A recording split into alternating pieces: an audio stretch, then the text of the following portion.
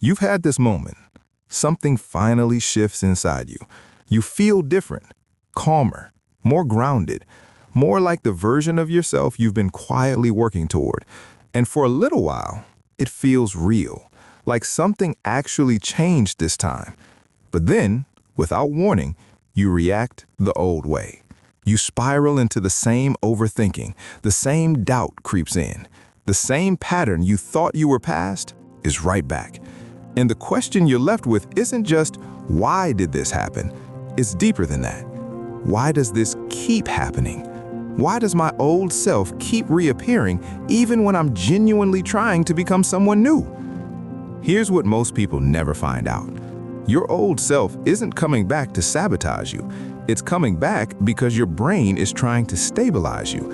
And once you understand exactly how that works, you stop fighting the old version of yourself, and you finally learn how to make the new version stay.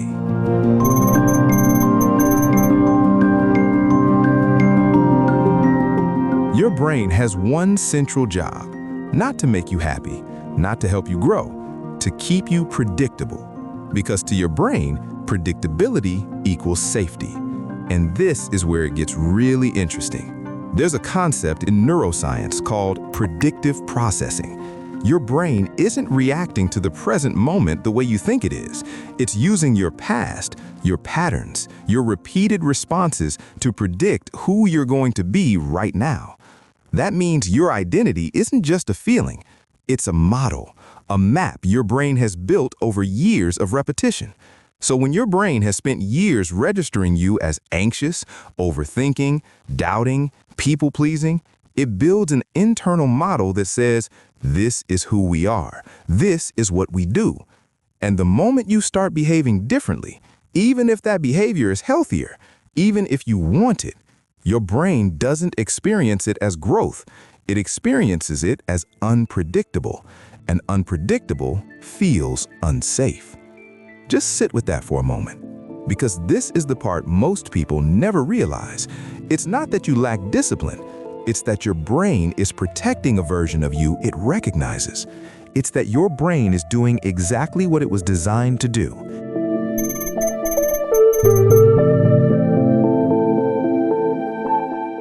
And this is exactly why change can feel temporary. Think about the last time you had a genuinely good day. You were calm, present, you responded differently. Maybe someone said something that normally would have triggered you, and you didn't react. You just let it pass. And in that moment, you thought, this is it. I've changed. But then, the next day, you find yourself checking your phone over and over again, overanalyzing a conversation, feeling that same familiar tension in your chest. And it's confusing because nothing externally changed, but internally, something pulled you back. That's not failure. That's your brain returning to the strongest pattern it knows. Your old identity has been practiced hundreds, maybe thousands of times. Your nervous system has fired that pattern so often it became automatic. Your new identity, it's still new, still unfamiliar, still to your brain unstable. So when your system has to choose between what it knows and what it's learning, it chooses what it knows, even when it hurts.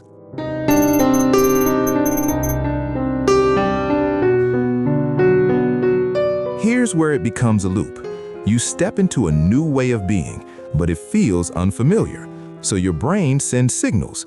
This doesn't feel like you. This won't last. Go back to what's normal. And when you feel that discomfort, you interpret it.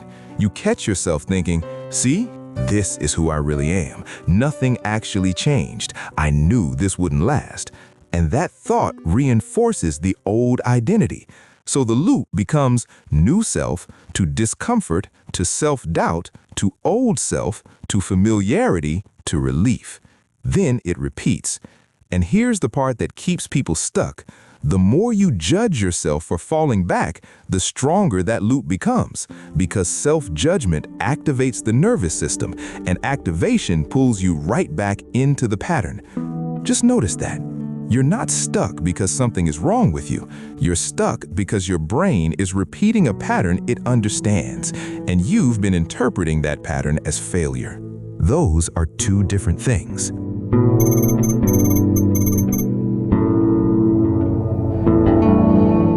This is where Neville Goddard's teachings get misunderstood. Neville said, "You must become the person who already has it." Most people try to do this through affirmations, through visualization, through repeating thoughts until they feel true. And those tools can work, but only under one condition. Your nervous system has to feel safe being that version of you. Because if your body is still anchored in the old identity, if your system still recognizes the anxious you, the doubting you, the not enough you as home, then the new identity will feel like performing. It will feel like, I'm trying to be this person, instead of, this is simply who I am. And your brain can sense the difference immediately. It's not about the words you're saying, it's about whether the state behind the words feels familiar or foreign.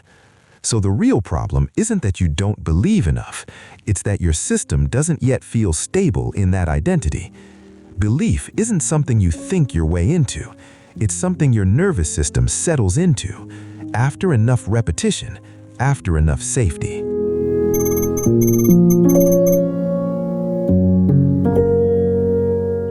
This is the shift most people never arrive at. You don't force yourself to stay in the new identity.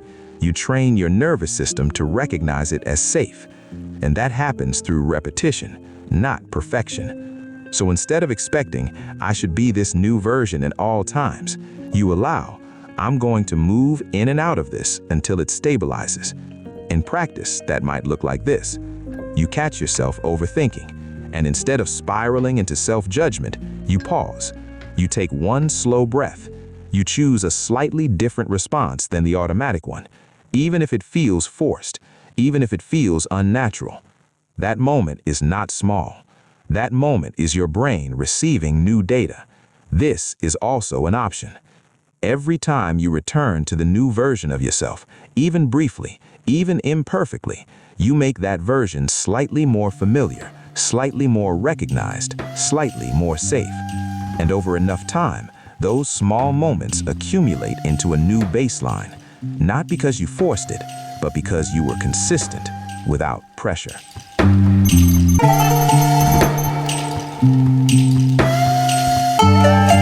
Instead of saying, I'm back to my old self, you start saying, I'm in a familiar pattern and I'm learning something new. That shift changes everything because pressure is what keeps the old identity alive. And the moment you remove pressure, you stop fighting your system and start working with it. It closes the door. It reinforces the old identity. In a familiar pattern is an observation. It keeps the door open. It reminds your brain that this is a process, not a permanent state. And process doesn't require perfection. It requires presence. Pressure is what keeps the old identity alive. The moment you remove the pressure to be fully transformed right now, you stop fighting your system and you start working with it. That is what creates stability. Not intensity, not willpower, consistency without pressure.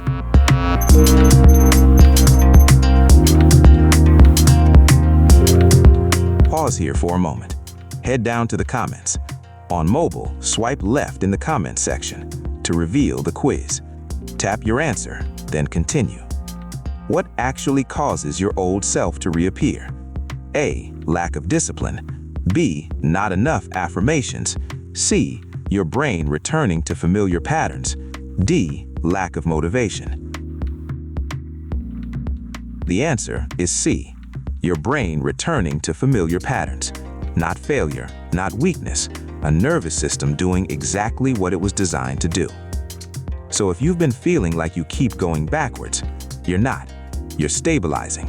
Your brain is learning what it can safely hold. And every time you return to the new version of yourself, without judgment, without pressure, you make it more familiar, more predictable, more safe. And eventually, it stops feeling like effort.